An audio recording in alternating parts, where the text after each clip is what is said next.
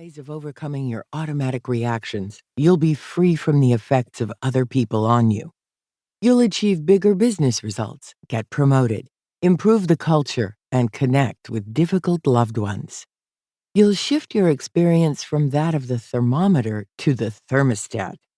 When you are the thermometer, your mental and emotional state goes up and down according to other people's behavior.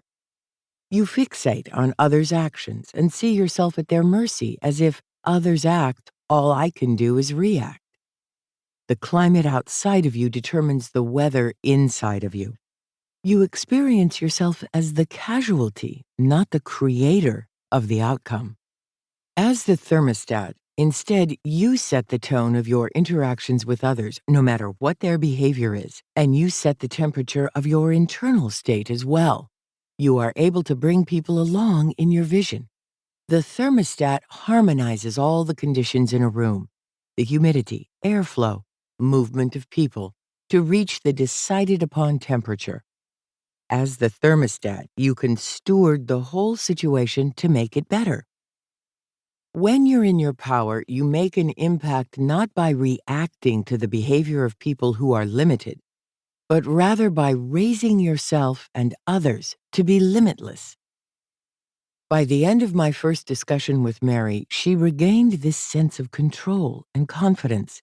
She stopped taking the situation personally. Her emotional upset evaporated, and she slept well that night. She no longer looked to others to know her worth. Within days, the discussions she initiated with her partners led them to cease bad-mouthing her. She earned so much respect from them and for her client service approach that within 60 days they voted her partner in charge of the group.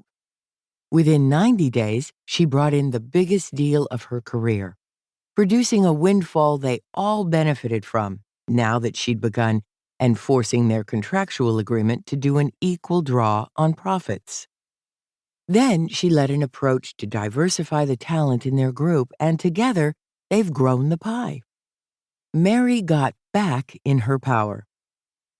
I have coached and trained over 40,000 senior leaders, entrepreneurs, and professionals in all levels of organizations around the world.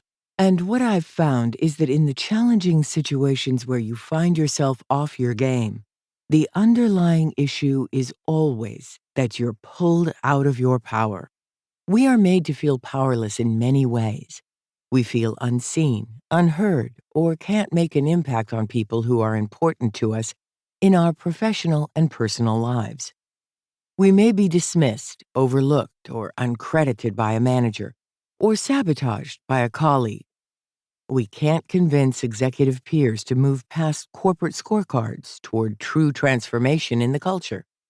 We might feel disrespected by a bully boss, a difficult family member, or be overloaded with more than our fair share of work. We can't get our team members to live up to our expectations or respect our leadership. We don't get our needs met by a partner or friend. We're made to second-guess ourselves. Business as usual can put us out of our power by piling on excessive demands and constant change.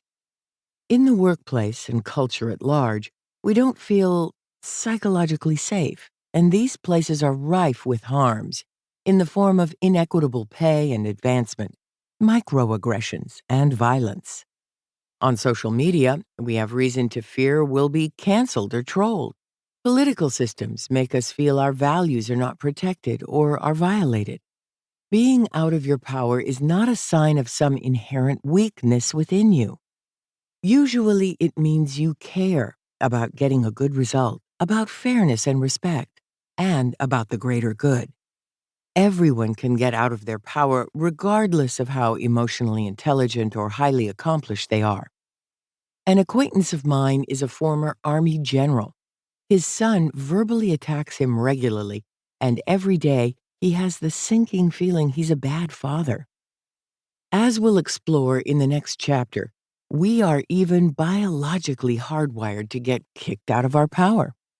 When we get out of our power, we do what we can to help us regain control. We blame the offending person for what they've done or haven't done and plan what we'll say to them if we have the chance. We seek sympathy.